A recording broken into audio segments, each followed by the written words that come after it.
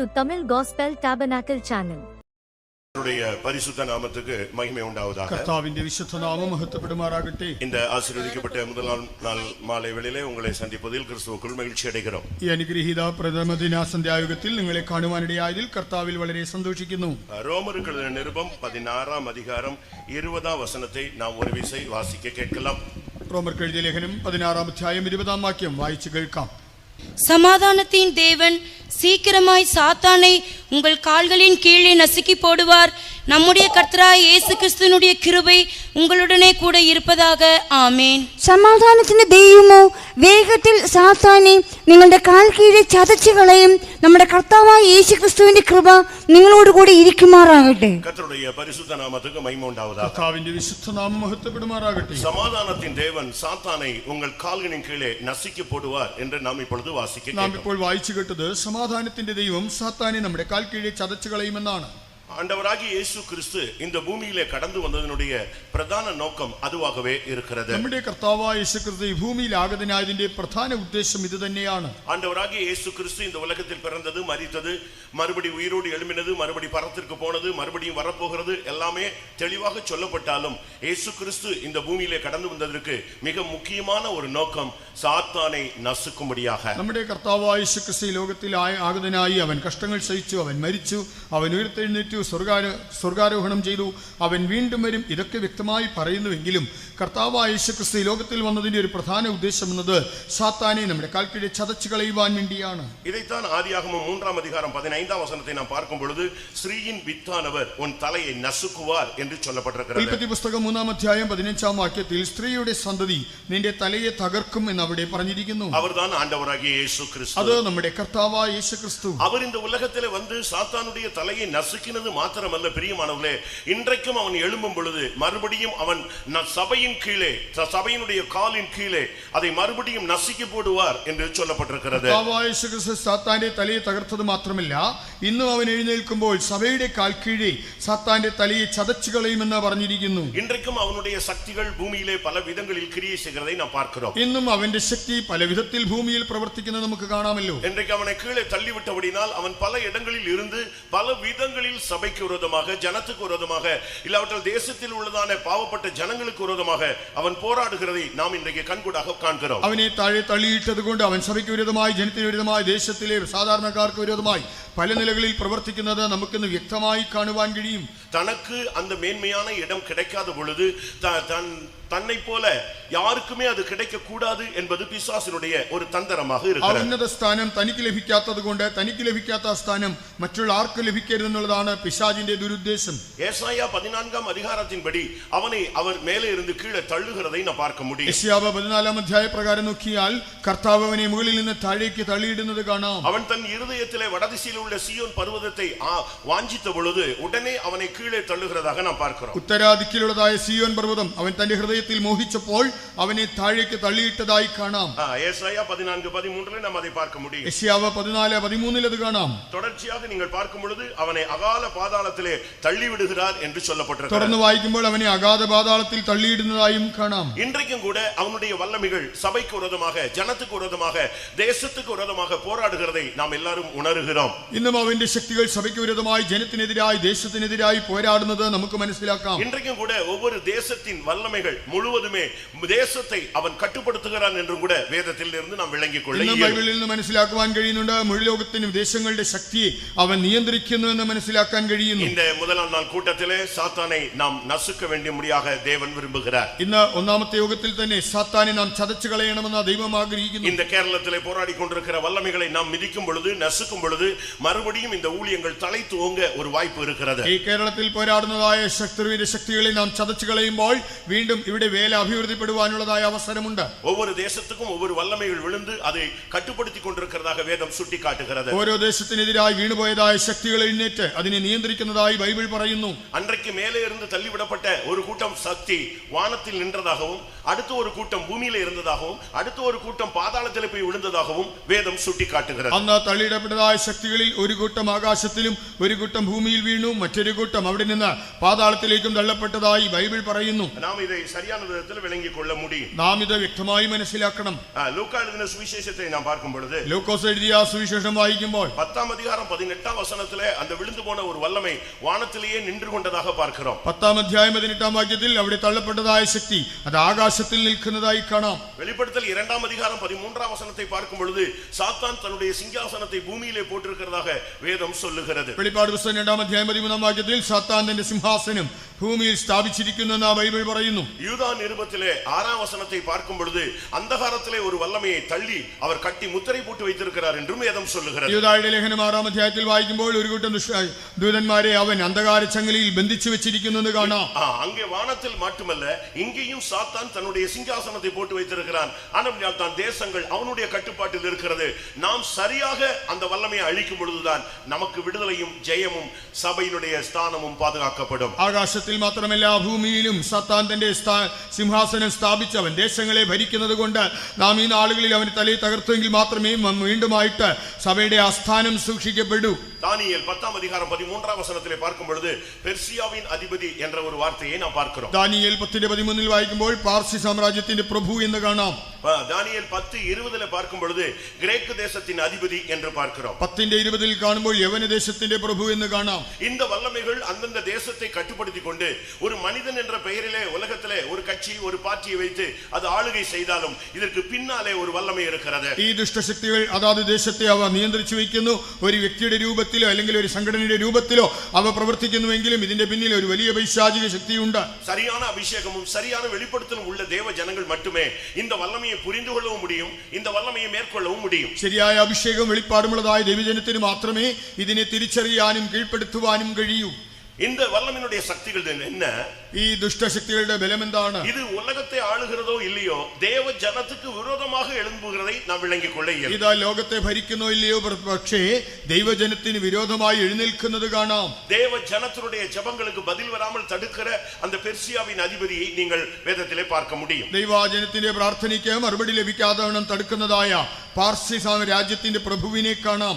ஒவ்வொரு தேசத்தை மாத்திரமல்ல, ஒவ்வொரு வில்லேஜையுமே அவன் கண்ட்ரோல் பண்ணுகிறான். ഓരോ ദേശങ്ങളെ മാത്രമല്ല, ഗ്രാമങ്ങളെയും അവൻ നിയന്ത്രിക്കുന്നു. ஆபகுக்கு 3 அதிகாரம் 14 வசனத்தை பார்க்கும் பொழுது ഹബക്കൂക്ക് 3:14 ஒவ்வொரு கிராமத்தின் அதிபதிகளை குறித்து பார்க்கிறோம். அவைகளை கர்த்தர் உருவ குத்தி போடுவார் என்று வேதம் சொல்லுகிறது. ഓരോ ഗ്രാമത്തിന്റെയും അധികാരികളെ കാണാം. കർത്താവ് അതിനെ താഴെയിടുമെന്ന് കാണുന്നുണ്ട്. இந்த உலகத்திலே இந்த உலகத்தின் அதிபதி முழு உலகத்தை ஒவ்வொரு தேசமாக பிரித்து அவன் ஆளுகை செய்கிறது மாத்திரமல்ல, முழு உலகத்தையும் கட்டுப்படுத்தும்படியாக அவன் இறங்கி கிரியை செய்கிற ஒரு தீவிரமான நாட்கள் தான் இந்த நாட்கள். ലോകത്തിന്റെ പ്രഭു ഈ ലോകത്തെ പല ഭാഗങ്ങളായി പ്രദേശങ്ങളായി വിഭജിച്ച് ഭരിക്കുന്നത് മാത്രമല്ല, മുഴു ലോകത്തെയും ചേർത്ത് അവൻ ഭരിക്കുവാനായിട്ട് അതിതീവ്രതയോടെ പ്രയത്നിക്കുന്ന കാലമാണിത്.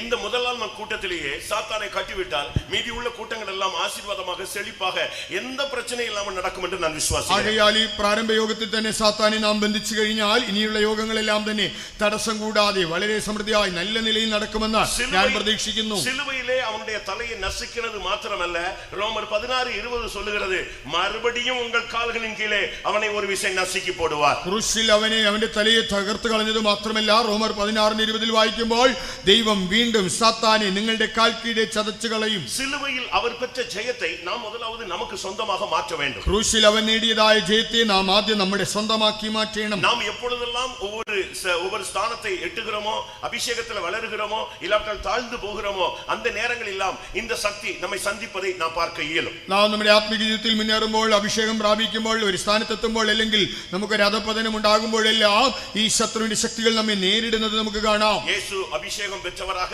அவர் வெளியே வந்த உடனே அவரை சோதிக்கும்படியாக ஒரு சக்தி வந்து 3 விசை அவரை சோதித்ததாக வேதம் சொல்லுகிறது. எல்லாருக்கும் தெரியும். യേശു അഭിഷേകം പ്രാപിച്ചപ്പോൾ തന്നെ സാത്താൻ അവന്റെ അടുക്കൽ വന്ന് അവനെ 3 പ്രാവശ്യം പരീക്ഷിച്ചത് നമുക്ക് എല്ലാവർക്കും അറിയാം. இவனை குறித்து இயேசு கிறிஸ்து திரும்ப பேசும் பொழுது அவன் ஒரு உலகத்தின் அதிபதி என்று அவர் பேசுகிறார். കർത്താവായ യേശു ക്രിസ്തുവിനെ കുറിച്ച് വീണ്ടും പറയുമ്പോൾ ലോകത്തിന്റെ പ്രഭു എന്നാണ് പറയുന്നത്. கர்த்தருடைய பரிசுத்த நாமத்துக்கு மகிமை உண்டாவதாக. കർത്താവിന്റെ വിശുദ്ധ നാമം മഹത്വപ്പെടുമാറാകട്ടെ. யோவான் 12:31 அவர் அவனை உலகத்தின் அதிபதி என்று இயேசு சுட்டிக்காட்டுகிறார். യോഹന്നാൻ 12:31 കർത്താവായ യേശു അവനെ ലോകത്തിന്റെ പ്രഭു എന്നാണ് ചൂണ്ടിക്കാണിക്കുന്നത്. யோவான் 14:30 அவனை மறுபடியும் அவர் சந்தித்ததாக வேதம் பார்க்கிறோம். യോഹന്നാൻ 14:30 അവൻ വീണ്ടും വന്നതായി നമുക്ക് കാണാം. இவன் இன்றைக்கும் சபைக்கு விரோதமாக எழும்புகிறான். எழும்புகிற ஒரு சக்தி. ഇവൻ ഇന്നും സഭയ്ക്ക് വിരോധമായി എഴുന്നേൽക്കുന്ന ഒരു ശക്തിയാണ്. அவன் உலகத்தின் அதிபதி, ஆண்டவராகிய இயேசு கிறிஸ்து நம்முடைய ரட்சிப்பின் அதிபதி. കർത്താവായ യേശു നമ്മുടെ രക്ഷാനായകനാണ്, അവനോ ലോകത്തിന്റെ പ്രഭുവാണ്. எபிரேயர் 2ஆம் அதிகாரத்திலே நம்முடைய ரட்சிப்பின் அதிபதியை அவர் உபத்திரவங்களின் வழியாக பூர்ணப்படுத்துகிறது, அவருக்கு ஏற்றதா இருந்தது என்று வேதம் சுட்டிக்காட்டுகிறது. എബ്രായ ലേഖനം 2ആം അധ്യായത്തിൽ വായിക്കുമ്പോൾ നമ്മുടെ രക്ഷാനായകനെ താൻ അനുഭവിച്ച കഷ്ടങ്ങളാൽ തികഞ്ഞവനാക്കുന്നത് ദൈവത്തിന് യുക്തമായിരുന്നു. இந்த உலகத்தின் வல்லமையை ஒரு விசுவாசி, ஒரு தேவனுடைய பிள்ளை, ஒரு அபிஷேகம் பெற்றவன் சரியான அபிஷேகத்தின் நிறைவு இருந்தால்தான் அவனை ஜெயிக்க இயலும். ഈ ലോകത്തിന്റെ ശക്തിയെ ഒരു വിശ്വാസി അഭിഷേകം പ്രാപിച്ചവന് യഥാർത്ഥമായ അഭിഷേകത്തിന്റെ നിറവുണ്ടെങ്കിൽ മാത്രമേ അതിനെ ജയിക്കുവാൻ സാധിക്കൂ. இன்றைக்கு சபைக்கு விரோதமாக இந்த உலகத்தின் வேஷங்கள் எழும்புகிறதை பார்க்கலாம். ഇന്ന് സഭയ്ക്ക് വിരോധമായി ഈ ലോക വേഷങ്ങൾ എഴുന്നേൽക്കുന്നത് കാണാം. உலகத்தின் ஆசைகள் ஜனங்களுக்கு விரோதமாக எழும்புகிறதை பார்க்கலாம். ലോകമോഹങ്ങൾ ജനത്തിന് വിരോധമായി വരുന്നത് കാണാം. உலகத்தின் கவலைகள் சபையை நெருக்குகிறதை நாம் பார்க்கிறோம். ലോകത്തിന്റെ വിചാരങ്ങൾ സഭയെ ഞെരുക്കുന്നതും കാണാം. இன்றைக்கும் இந்த வல்லமைகளை நாம் எதிர்க்கும்படியாக நமக்கு தேவன் ஒரு வல்லமையுள்ள ஒரு அபிஷேகத்தை கொடுத்திருக்கிறார். ഇന്നും ഈ ശക്തികളെ എതിർക്കുവാൻ ദൈവം നമുക്ക് ശക്തിയുള്ള ഒരു അഭിഷേകം തന്നിട്ടുണ്ട്. கர்த்தருடைய பரிசுத்த நாமத்துக்கு மகிமை உண்டாவதாக. കർത്താവിന്റെ വിശുദ്ധ നാമം മഹത്വപ്പെടുമാറാകട്ടെ. அன்றைக்கு அவன் விழுந்து போன ஒரு வல்லமை, ஆனால் இன்றைக்கு அவன் பல ஸ்தானங்களில் நின்று தன்னுடைய வல்லமையை வெளிப்படுத்தி எதிர்த்து போராடி கொண்டிருக்கிறதை நாம் பூமியிலே பார்க்க இயலும். അന്ന് അവൻ വീണുപോയ ഒരു ശക്തിയാണെങ്കിലും ഇന്ന് അവൻ പല സ്ഥാനങ്ങളിൽ നിന്നുകൊണ്ട്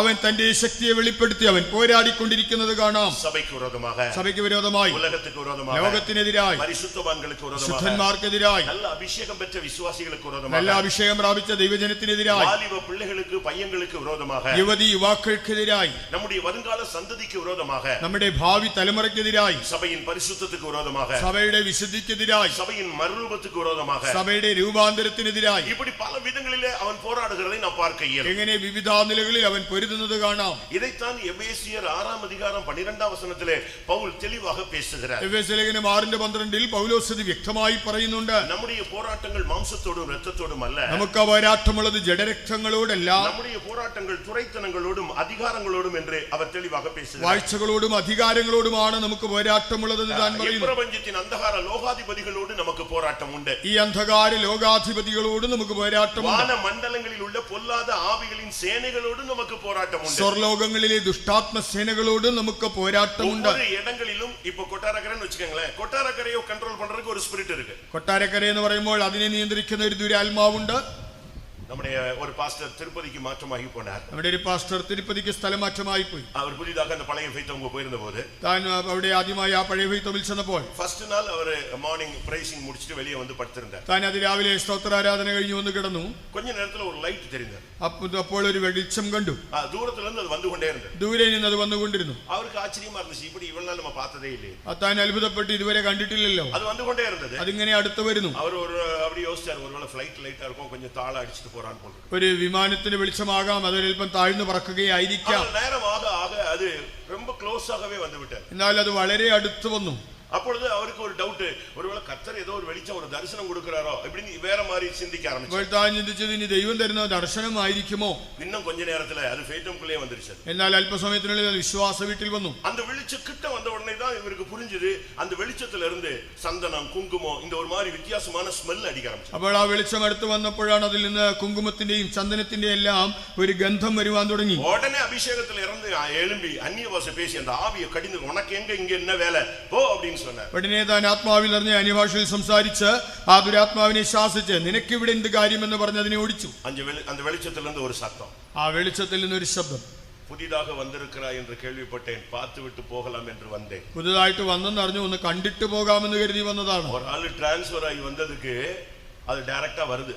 ഒരാൾ സ്ഥലം മാറി വന്നെന്ന് അറിഞ്ഞപ്പോൾ നേരിട്ട് കാണാൻ വന്നതാണ്. இது என் வாழ்வில் நான் பார்க்கும் பொழுது, എന്റെ ജീവിതത്തിൽ ഞാൻ നോക്കുമ്പോൾ, நான் தஞ்சாவூர் போய் சேர்ந்தேன். ഞാൻ തഞ്ചാവൂരിൽ ചെന്നപ്പോൾ ஃபர்ஸ்ட் நாள் நான் படுத்தேன். ഞാൻ ആദ്യ ദിവസം അവിടെ കിടന്നപ്പോൾ ஒரு 2 நிமிஷம் கூட நான் படுத்தது, ഒരു 2 നിമിഷം പോലും ആയില്ല. ஒரு சக்தி டைரக்டா அப்படி என் மேல வந்து அமர்வதற்கு வருகிறது. നേരിട്ട് എന്റെ മേൽ ഇരിക്കുവാൻ വരുന്നു. உடனே ஆவியானவர் இது ஒரு பிசாசு அப்படினு சொல்றார். ഉടനെ ദൈവാത്മാവ് പറഞ്ഞത് ഒരു പിശാചാണ്. அந்த செகண்ட் அபிஷேகம் நிறைஞ்ச உடனே அந்த ஆவி போனது. ചില സെക്കൻഡുകൾ ആത്മാവിൽ നിറഞ്ഞപ്പോൾ അത് പോയി. இப்படி பலவிதமான வல்லமைகள் ஒவ்வொரு ஊழியர்களுக்கும், ஒவ்வொரு தேவனுடைய பிள்ளைகளுக்கும், ஒவ்வொரு தேசத்துக்கும், ஒவ்வொரு கிராமத்துக்கும், ஒவ்வொரு தேவ வல்லமையும் போராடி கொண்டிருக்கிறதை தேவ ஜனங்கள் விளங்கிக் கொள்ளணும். பிசாசின் தந்திரங்களை நீங்கள் அறியாதவர்கள் அல்லவே. ഇങ്ങനെ ഓരോ വിശ്വാസിക്കെതിരായി, ശുശ്രൂഷകനെതിരായി, സഭയ്ക്കെതിരായി, ഗ്രാമങ്ങൾക്കെതിരായി, ദേശത്തിനെതിരായി പിശാചിന്റെ ശക്തി പോരാടുന്നു എന്നുള്ളത് നമ്മൾ മനസ്സിലാക്കണം.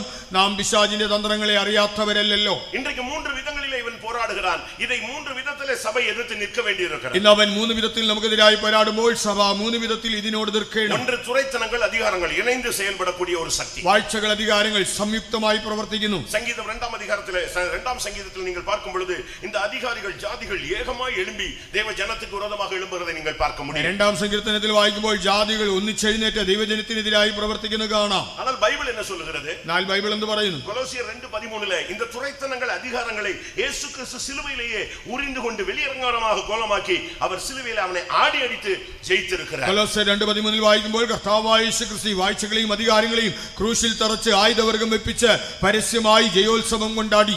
சரியான ஒரு அபிஷேகம் இருந்தாதான் சபை இல்லாவிட்டால் ஒரு தேவனுடைய பிள்ளை இந்த வல்லமையை எதிர்த்து மேற்கொள்ள இயலும். യഥാർത്ഥ അഭിഷേകമുണ്ടെങ്കിൽ മാത്രമേ ദൈവജനത്തിനും ദൈവസഭയ്ക്കും ഇതിനെ കീഴ്പ്പെടുത്തി ജയമെടുക്കുവാൻ കഴിയൂ. இந்த துரைத்தனங்கள் அதிகாரங்களை இவன் கட்டுப்படுத்திக் கொண்டு இவன் இதை வைத்து மேற்கொள்ளலாம் என்று நினைக்கிறான். ஆனால் தேவன் சொல்லுகிறார் உண்டாயிருக்கிற அதிகாரம் எல்லாம் என்னால் உண்டாயிருக்கிறது என்று அவர் பேசுகிறார். ഈ വാഴ്ചകളെയും അധികാരങ്ങളെയും അവൻ നിയന്ത്രിച്ച് അതിനിമിത്തം ജയമെടുക്കാമെന്ന് പിശാചി കരുതുമ്പോൾ ദൈവം പറയുന്നുണ്ട് എല്ലാ അധികാരവും ദൈവത്താൽ മാത്രമാണ്.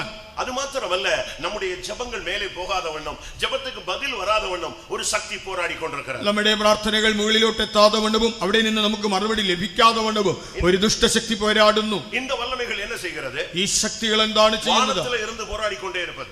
ആകാശത്തിൽ നിന്ന് പോരാടുന്നു. உன்னுடைய ஜெபம் மேலே போக கூடாது, உன்னுடைய ஜெபத்துக்கு பதில் கீழே வர கூடாது. നിന്റെ പ്രാർത്ഥന മുകളിലോട്ടോ അതിനുള്ള ഉത്തരം താഴോട്ടോ വരരുത്. பட் லூக்கா 10ஆம் அதிகாரம் 18ஆம் வசனத்திலே இயேசு கிறிஸ்து 70 பேரை சீடர்களை 2 பேராக அனுப்பின பொழுது அவர்கள் திரும்பி வந்து சொன்னார்கள், ஆண்டவரே உம்முடைய நாமத்தில் பிசாசுகள் கீழ்ப்படிகிறது என்று சொன்னார். ലൂക്കോസ് 10:18 കർത്താവായ യേശു ക്രിസ്തു ശിഷ്യന്മാരെ രണ്ടായിട്ട് അവൻ അയക്കുമ്പോൾ അവർ തിരിച്ചു വന്ന് പറയുകയാണ്, കർത്താവേ നിന്റെ നാമത്തിൽ ഭൂതങ്ങളും ഞങ്ങൾക്ക് കീഴടങ്ങുന്നു. அப்படினா என்ன அர்த்தம் பிரியமானவர்களே? പ്രിയരേ, അതിന്റെ അർത്ഥം എന്താണ്? உடனே அதுக்கு பதில் இயேசு 10:18 சொல்லுகிறார், இதோ சாத்தான் மின்னலை போல வானத்திலிருந்து விழுகிறதை காண்கிறேன். பிசாசுகளை கீழ்ப்படுத்தும் போது இந்த வல்லமைகள் கீழே விழுகிறதாக இயேசு சுட்டிக்காட்டுகிறார். അതിന്റെ പ്രത്യുത്തരമായി യേശു പറയുകയാണ്, സാത്താൻ മിന്നൽ പോലെ ആകാശത്തിൽ നിന്ന് വീഴുന്നത് ഞാൻ കണ്ടു.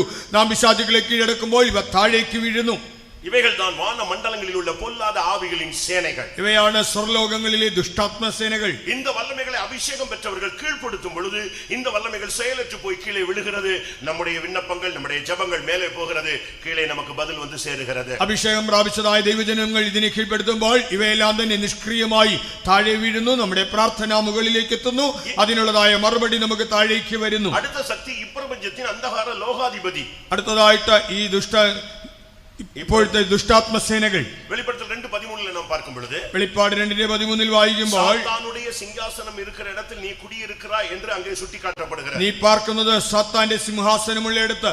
2 കൊരിന്ത്യർ 4:4 சொல்லி இருக்கிறது, இப்பிரபஞ்சத்தின் தேவனானவன் ஜனத்தினுடைய மனக்கண்களை குருடாக்குறான் என்று சொல்லப்பட்டிருக்கிறது. 2 കൊരിന്ത്യർ 4:4 വായിക്കുമ്പോൾ ഈ ലോകത്തിന്റെ ദൈവം ജനത്തിന്റെ മനസ്സ് കുരുടാക്കി.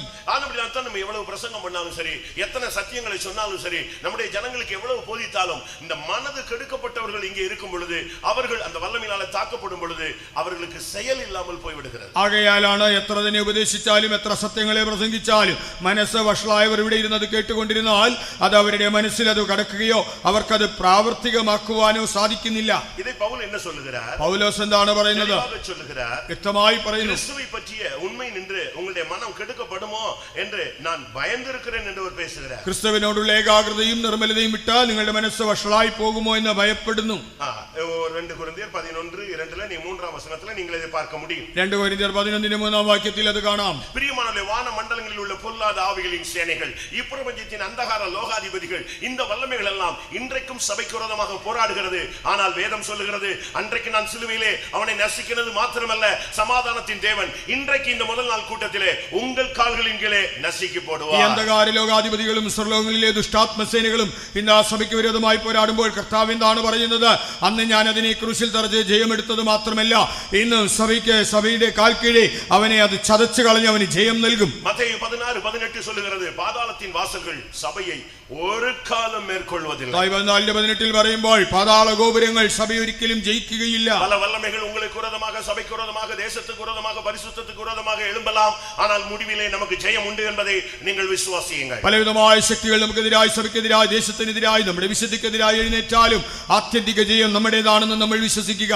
அன்றைக்கு தேவனுடைய திட்டத்தின்படி பிசாசின் தலையை அவர் சிலுவையிலே அந்த குருசிலே அவர் நசிக்கிறது மாத்திரமல்ல, இன்றைக்கு சபைக்காக மறுபடியும் ஒரு விஷயம் இந்த மாலை வேளையிலே உங்கள் குடும்பத்திற்கு, உங்களுடைய பிள்ளைகளுக்கு, உங்களுடைய சந்ததிக்கு, உங்களுடைய ஊழியங்களுக்கு விரோதமான வல்லமைகளை இன்றைக்கு உங்கள் காலின் கீழே நசரேயனாகிய இயேசு நசுக்கி போடுவார். അന്ന് ദൈവിക പദ്ധതി പ്രകാരം കാൽവരി ക്രൂശിൽ കർത്താവായ യേശു ക്രിസ്തു പിശാചിന്റെ തലയെ തകർത്തത് മാത്രമല്ല, ഇന്ന് നിങ്ങൾക്ക് വേണ്ടി, നിങ്ങളുടെ മക്കൾക്ക് വേണ്ടി, നിങ്ങളുടെ ശുശ്രൂഷയ്ക്ക് വേണ്ടി, നിങ്ങളുടെ നന്മയ്ക്കും അഭിവൃദ്ധിക്കുമായിട്ട് വീണ്ടുമായി സാത്താനെ നിങ്ങളുടെ കാൽക്കീഴെ അവൻ ചതച്ചു കളയും. இன்றைக்கு அந்த வல்லமைகள் உங்களுக்கு விரோதமாக எழும்புவதை நீங்கள் உணர்கிறீர்கள், அனுபவிக்கிறீர்கள். ഇന്ന് ആ ശക്തി നിങ്ങൾക്ക് വിരുദ്ധമായി നിൽക്കുന്നത് നിങ്ങൾ മനസ്സിലാക്കുന്നു, നിങ്ങൾ അത് അനുഭവിക്കുന്നു.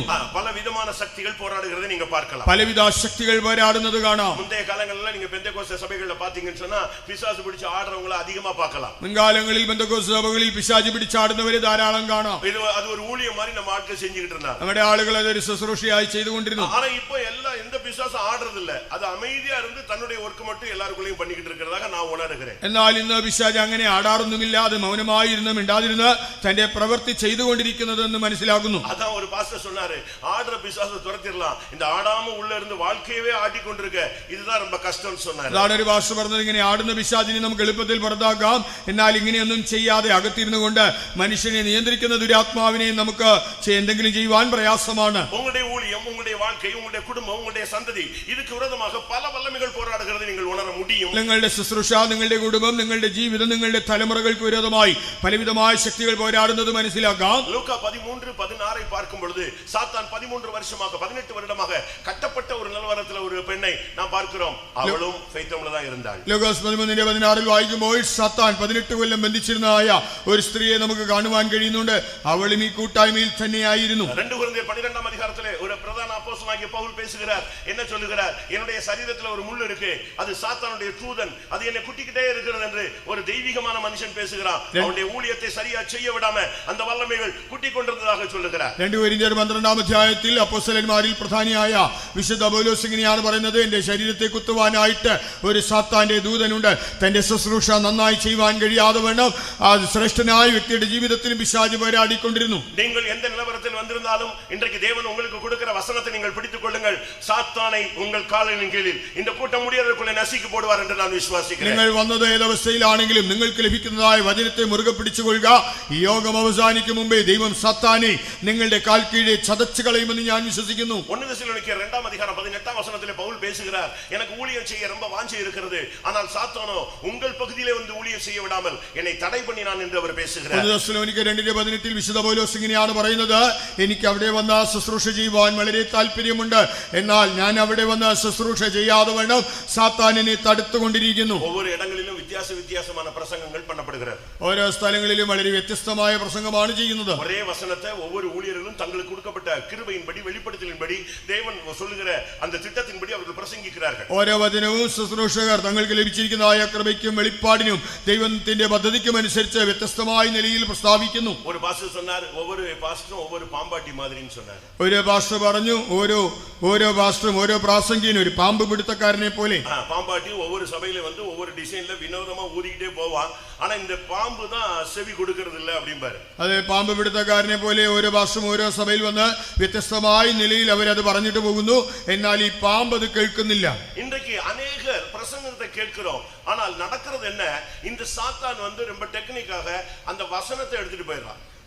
നമ്മളെല്ലാവരും പ്രസംഗം കേൾക്കുന്നെങ്കിലും സാത്താൻ വളരെ സൂത്രത്തിൽ ആ വചനത്തെ അവൻ എടുത്തുകൊണ്ടു പോകുന്നു. பிரசங்கத்துல சொல்ற கதைகள் அப்படி மனதுல இருக்கு, ஆனா பிரசங்கத்துல சொல்ற சம்பவங்கள் இன்சிடென்ட் எல்லாம் அப்படி மைண்ட்ல இருக்கு. அது இன்னொரு 10 வருஷம் கழிச்சனால நீங்க இப்படி பிரசங்கம் பண்ணீங்கன்னு சொல்லுவாங்க, ஆனா அன்றைக்கு பேசப்பட்ட வசனத்தை அவன் எடுத்துறான். പ്രസംഗത്തിൽ പറയുന്നതായ കഥകൾ ഓർക്കും, നിങ്ങൾ സംഭവങ്ങൾ ഓർക്കും. 10 കൊല്ലം കഴിഞ്ഞാലും നിങ്ങൾ ഇങ്ങനെയൊക്കെ പറഞ്ഞല്ലോ എന്ന് പറയും, എന്നാൽ അവിടെ നൽകുന്നതായ ദൈവ വചനത്തെ അവൻ എടുത്തു കളയുന്നു. ലൂക്കാ 8:12 சொல்லி இருக்கிறது, அந்த வசனத்தை அவன் எடுத்துக்கொண்டு போகிறான். அதனால தான் விசுவாசிகள் மறுபடியும் சோதனை, பிரச்சனை, கவலை, துக்கம்னு அப்படியே சோர்ந்து போய் விடுகிறார்கள் என்று வேதம் சொல்லுகிறது. ലൂക്കോസ് 8:12 പറയുന്നുണ്ട്, വിധിക്കപ്പെട്ടതായ വചനം അവൻ എടുത്തുകൊണ്ടു പോകുന്നു. അതുകൊണ്ടാണ് വിശ്വാസികൾ വീണ്ടും തളർന്ന് അധൈര്യപ്പെട്ടു പോകുന്നത്. நல்ல விதத்துல நல்ல தேவ சமூகத்துல உட்கார்ந்து பிரதிஷ்டை பண்ணி கல்யாணம் கட்டுறாங்க.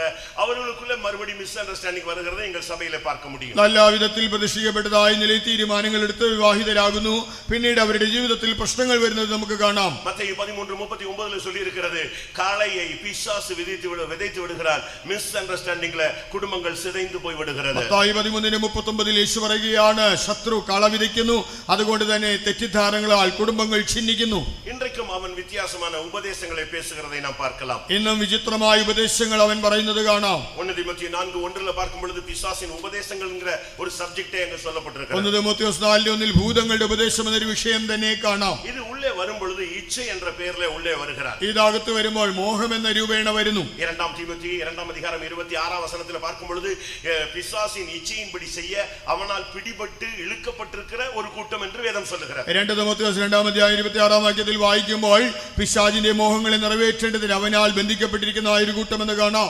இவைகள் எல்லாம் இன்னைக்கு சபைக்கு விரோதமாக, ஜனங்களுக்கு விரோதமாக, சபைக்குள்ள இருக்கிறதான தேவனுடைய பிள்ளைகளுக்குள்ளே புகுந்து அவன் தன்னுடைய வேலையை செய்கிறதை நான் பார்க்கிறோம். ഇവയെല്ലാം സഭയ്ക്ക് വിരോധമായി, ദൈവജനത്തിന് വിരോധമായി, സഭയിലുള്ളതായ ദൈവജനത്തിന്റെ ഉള്ളിൽ നുഴഞ്ഞു കയറി അവൻ തന്റെ പ്രവൃത്തികൾ ചെയ്യുന്നത് നമുക്കിന്ന് കാണാം. எப்படி ஒரு மனிதன் இயேசுவை ஏற்றுக்கொண்டு நாட்கள் ஆகும் பொழுது அவன் கிருபையிலே வளர்ச்சி அடைந்து தேவனை பற்றிய அறிவிலே வளர்ச்சி அடைந்து கிருபையிலே வளரும் பொழுது அவன் இயேசுவை போல மாறுகிறானோ, அதே போல பிசாசுக்கு இடம் கொடுக்கிறவன் கொஞ்ச நாள்ல பிசாசா மாறுறான்னு பைபிள் சொல்லுகிறது. അതേ ഒരു വ്യക്തി കർത്താവായ യേശുവിനെ രക്ഷിതാവായി സ്വീകരിച്ചു കഴിയുമ്പോൾ അവൻ കൃപ പ്രാപിച്ച് ദൈവപരിജ്ഞാനം പ്രാപിച്ച് വളർന്ന് അവൻ കർത്താവിനോട് അനുരൂപനായി തീരുന്നത് പോലെ, അതുപോലെ തന്നെയാണ് ഒരു വ്യക്തി വിശ്വാസി അവൻ പിശാചിനിടം കൊടുത്താൽ അവൻ പിന്നീട് പിശാചിനോട് അനുരൂപനായി തീരുന്നു. ലൂക്കാ 8:30 பார்க்கும் பொழுது ஒரு மனிதனுக்குள்ளே பிசாசு புகுந்ததாக சொல்லப்பட்டிருக்கிறது. ലൂക്കോസ് 8:30 ഒരുവനിൽ പിശാച് കടന്നതായി കാണാം. அந்த மனிதனை யோவான் 6:70 பார்க்கும் பொழுது பிசாசாய் மாற்றிவிட்டதாக வேதம் சொல்லுகிறது. യോഹന്നാൻ 6:70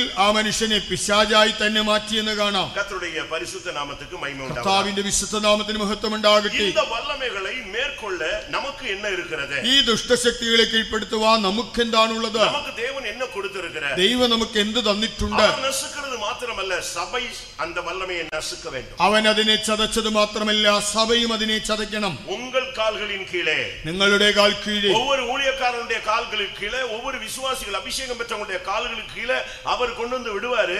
നീ നശിക്കണം. ഓരോ ശുശ്രൂഷകന്റെ കാൽ കീഴെ, അഭിഷേകം പ്രാപിച്ചതായ വിശ്വാസിയുടെ കാൽ കീഴെ ദൈവം കൊണ്ടുവന്നു വയ്ക്കും.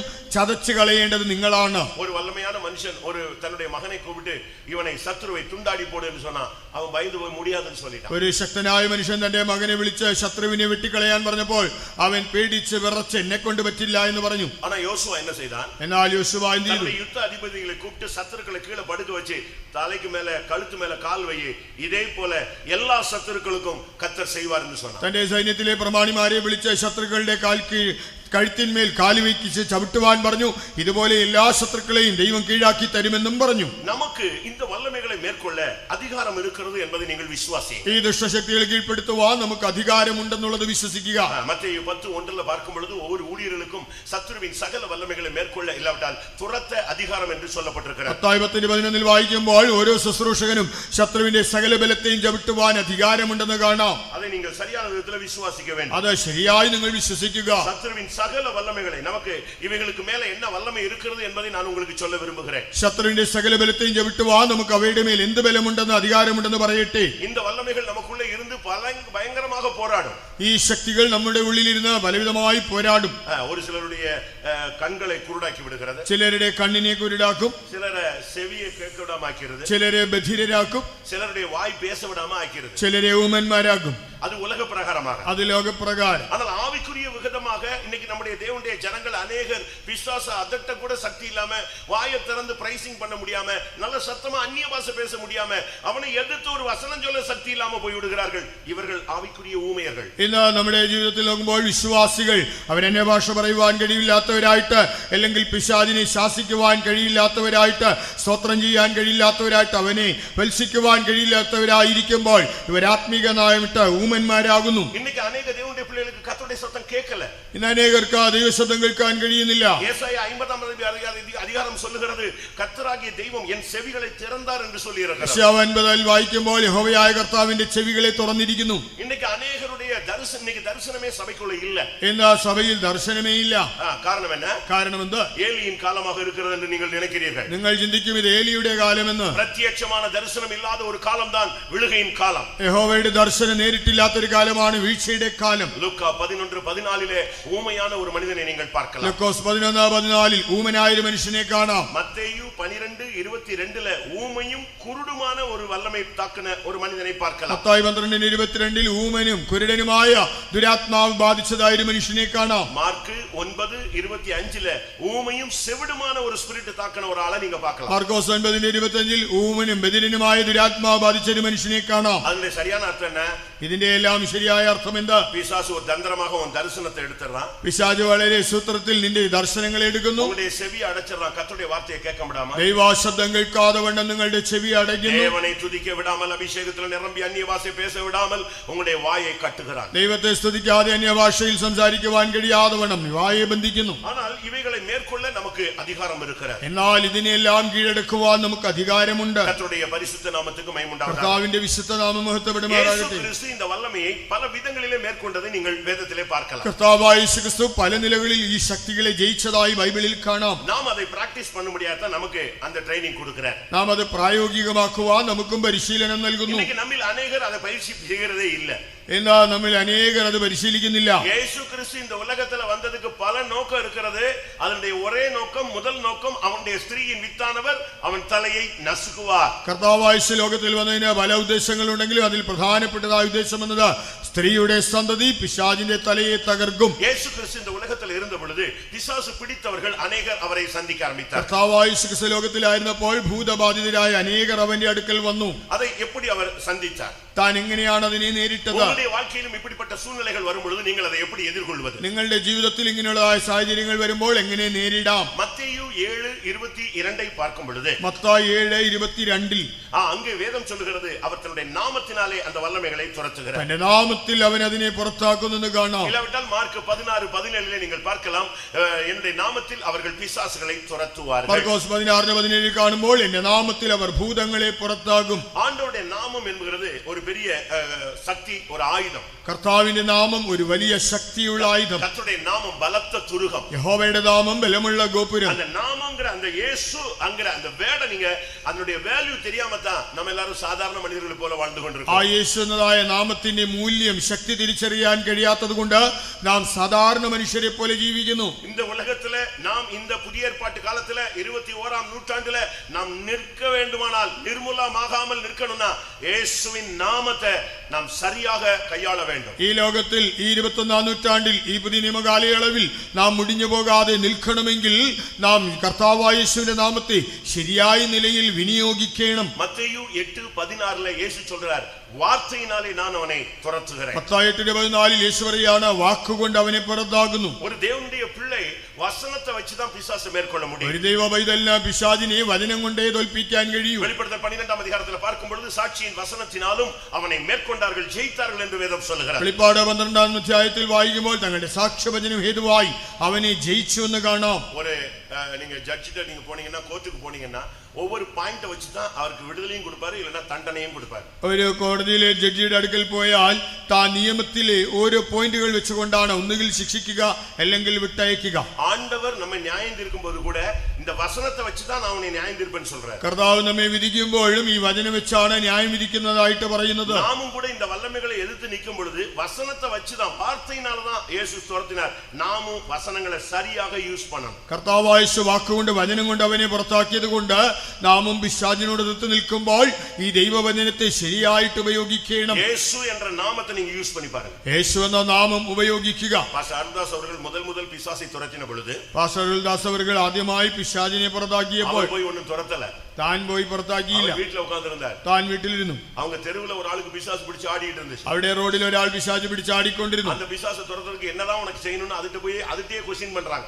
അതിനോട് പോയി ചോദിക്കുകയാണ്, നിന്നെ പുറത്താക്കാൻ എന്ത് ചെയ്യണം? அப்ப அவர் அது சொன்னது, இந்த தெருவுல கடைசில இந்த வீட்டுல அருள்தாஸ்னு ஒருத்தர் இருக்கிறான், அவன் தான் என்னை துரத்த முடியும்னு சொல்லிச்சு. അപ്പോൾ ഈ പിശാച് പറഞ്ഞു, ഈ തെരുവിൽ ഒരു വീട്ടിൽ അരുൾദാസ് എന്നൊരാളുണ്ട്, അയാൾക്ക് മാത്രമേ എന്നെ ഓടിക്കാൻ കഴിയൂ. அவரை உடனே ஊரே போய் இழுத்துட்டு வந்துருச்சு. ഉടനെ നാട് മൊത്തം ചെന്ന് അദ്ദേഹത്തെ കൊണ്ടുവന്നു. இவர் சொன்னார், எனக்கு பிசாசு துரத்தி பழக்கம் பழக்கமே இல்ல கிறிஸ்தவன், ஆனா என்னால துரத்தல முடியாது, தயவு செய்து நான் வர மாட்டேன்னு சொல்லிட்டேன். അപ്പോൾ അദ്ദേഹം പറഞ്ഞു ഞാനൊരു ക്രിസ്ത്യാനിയാണെങ്കിലും പിശാചിനെ ഓടിച്ചെനിക്ക് പരിചയമില്ല, ഞാൻ വരികയില്ലെന്ന് പറഞ്ഞു. பிசாசு உன் பேரை தான் சொல்லிச்சுன்னு சொல்லி இவருக்கு இழுத்துட்டு போயிட்டாங்க. പിശാച് നിന്റെ പേരാണ് പറഞ്ഞതെന്നും പറഞ്ഞുകൊണ്ട് അദ്ദേഹത്തെ വിളിച്ചുകൊണ്ട് പോയി. இவரை பார்த்த உடனே அந்த ஆவி கத்த ஆரம்பிச்சிருச்சு. തന്നെ കണ്ടപ്പോൾ തന്നെ ഈ ദുരാത്മാവ് അലറുവാൻ തുടങ്ങി. எல்லாரும் சொன்னாங்க பிசாசை துரத்துப்பா, சீக்கிரம் துரத்துப்பா, கத்துதுன்னு சொன்னாங்க. പെട്ടെന്ന് അതിനെ പുറത്താക്കാതെ അലറി വിളിക്കുന്നല്ലോ.